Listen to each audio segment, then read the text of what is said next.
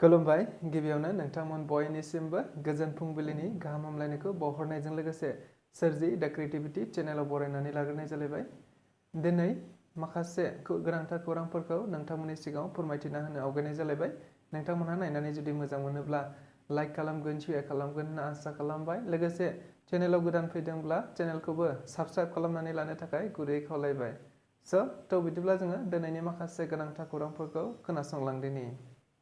प्रमद बर'आ बर' हारिखौ थगायदों। प्रमद बर'आ बिटिसिनि मानदान्दाखौ गाहायाव लांदों।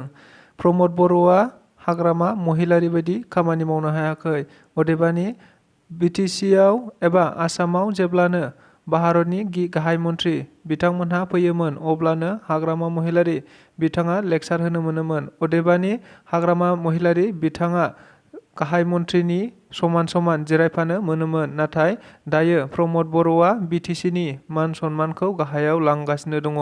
नंगौ, बेफोर गोख्रों बाथ्राफोरखौ बुंथिनानै होदों बिपिएफनि दैदेनगिरि कास्टम बसुमतारी बिथाङा।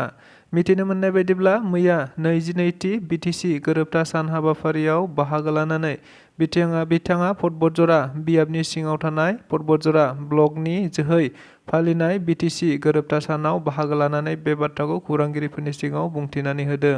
लोगोसे बिथाङा बेनि अनगायैबो गोबांथार बाथ्रा बुंथिनानै होबावनायखौ नुनो मोननाय जादों। जेराव बिथाङा बुंथिनानै होबावनाय बायदिब्ला थारैनो क'क्राझार एबा दरं उदालगुरि मोन्नैबो बियाबाव बिपिएफ राजखान्थि दोलोआनो देरहागोन। अदेबानि क'क्राझारावथ' बिपिएफ राजखान्थि दोलोआनो देरहाखागोनखा। मानोना क'क्राझाराव जेसेबां एमसिएलएफोर दङ बिथांमोनहा गासिबो बिपिएफनिनो जोबखा। बेयाव बोरै इउपिपिएल राजखान्थि दोलोआ देरहागोन होननानै बिथाङा बुंथिदों।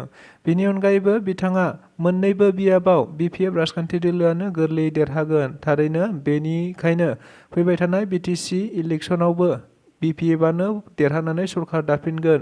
एमएलए इलेक्सन जोबखांनायनि उनाव इउपिपिएल राजखान्थि दोलोआ 100% जोबगोन। अदेबानि केन्डिडेट नागिरनानै बिथांमोनहा खारग्राव खारसि जाबाबो केन्डिडेट मोननाय नङा होननानै बिथाङा बुंथिनानै होदों। लोगोसे आथिखालाव प्रमद बर' बिथाङा खारदाव खासि गोबांथार जौगानायनि बाथ्रा बुंबाय थादों। नाथाय दायो बिटिआरनि गाहाय मावफुं सोद्रोमा प्रमद बर'आ बर' हारिखौ थगायदों आरो बिटिसिनि मानदान्दाफोरखौ गाहाय फारसे लांगासिनोसो दं होननानै बुंथिनानै होनायखौबो नुनो मोनबावदों।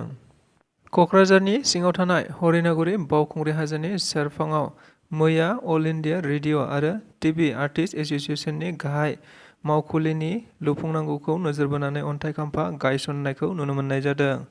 मख'नो गोनांदि बे गायसननाय हाबाफारिखौ गुबैयै आथिखाल इउपिपिएलनि गाहाय नेहाथारि राजु नार्जारि बिथाङा बेखेवनानै होयो होनना मिथिनो मोननाय जादों।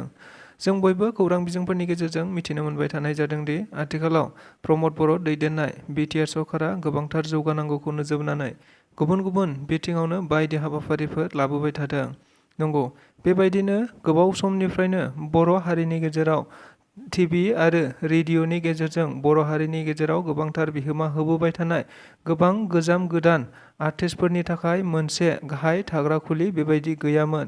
जायखौ नोजोर बोनानैनो मैया इउपिपिएलनि गाहाय नेहाथारि राजु नार्जारिया गाहाय मावखुलि लुफुंनांगौखौ नोजोर बोनानै अन्थाइ खाम्फा गायसनदों।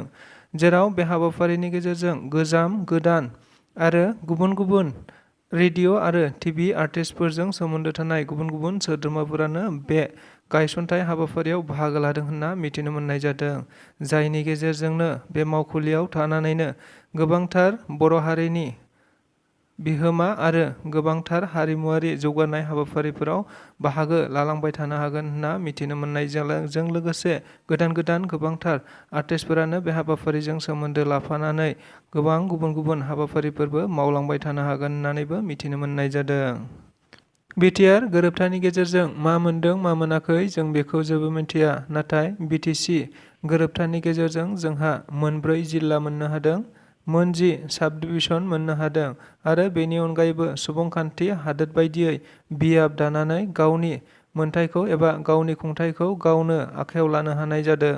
नंगौ, बे बाथ्राखौ बुंथिनानै होदों आगोलनि बिटिसिनि लेङाइ गाहाय मावफुं सोद्रोमा खाम्फा बरगयारि बिथाङा देबोरगावनि सिमेट्रि बेयाव गुबुन-गुबुन बोसोरनिफ्रायनो फालिबोबाय थानाय बोसोरनिफ्रायनो एबा फालिबोबाय थानायखौ BTCF एबा बड'लेण्ड थांनाय समनि BTCनि थांनाय हाग्रामा महिलारि बिथांमोनहा गुबुन-गुबुन सरखार हाग्रामा महिलारि बिथांमोनहा गुबुन-गुबुन बोसोराव फालिबोनायखौ नुनो मोनदों जेराव बे हाबाफारियाव फालिबोनायखौ नुनो मोनदों जेराव बे हाबाफारियाव गुबुन-गुबुन दैदेनगिरि बिथांमोनहाबो BTCनि लोगोसे बे हाबाफारियावनो BTCनि महिलारि बिथांजों लोगोसे लेङाइ हाग्रामा महिलारि बिथांजों लोगोसे खाम्फा बरगयारि बिथाङाबो बाहागो लानायखौ नुनो मोननाय जादों खाम्फा बरगयारि बिथाङाबो हाबाफारियाव बाहागो लानानै नुनो मोननाय जादों लोगोसे हाबाफारियाव बाहागो लानानै बिथाङा बुंथिनानै होनाय बायदिब्ला खाम्फा बरगयारि बिथाङा गोरोबथानि गेजेरजों जों थारैनो BTR गोरोबथानि गेजेरजों लोगोसे BTR गोरोबथा खालामखांनायनि उनाव दायो BTR सरकारा गोरोबथा खालामखांनायनि उनाव दायो BTR सरकारा BTC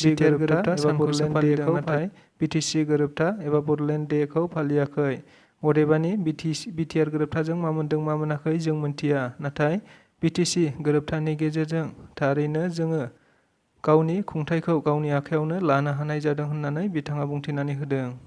नब कुमार सर'नियाया दायो MP गेलेनो हानाय नंला थारैनो बियो पानिशमेन्ट मोननोसो थांगासिनो दङ बेनिखायनो पानिशमेन्टखौ बोरै गैया खालामनो हायो बेखौ नोजोर बोनानैसो बिथाङा दायो बायदिसिना खामानि एबा हाबाफारि लागासिनो दङ नंगौ बेफोर गोख्रों बाथ्राफोरखौ बुंथिनानै होदों बड'लेण्ड जनजाति सुरक्षा मन्चनि आफादगिरि दावराव देख्रेब नार्जारि बिथाङा मिथिनो मोननाय बायदिब्ला जों बयबो खौरां बिजोंफोरनि गेजेरजों मिथिनो मोनबाय थानाय जादोंमोन दि क'क्राझार MP लकसभा बिसायख'थियाव एबा बियाबाव थांनाय 10 बोसोरनि सिगांनिफ्रायनो नब कुमार सर'नियाया MP महरै सोलिबोगासिनो दङ जायखौ नोजोर बोनानै गुबुन समनिफ्राय गुबुन बायदि हाबाफारिनि गेजेरजों नब कुमार सर'नियानि सार्टिफिकेटखौ ST नंखाय होननानै फोरमान जाबाय थादोंमोन जायखौ नोजोर बोनानैनो दाखालि बावैसो ख'दा एबा आसामनि स्क्रुटिनि कमिटिया नब कुमार सर'नियाखौ ST नंला होननानै फोसावनानै होनाय जाबाय जायखौ नोजोर बोनानैनो मैया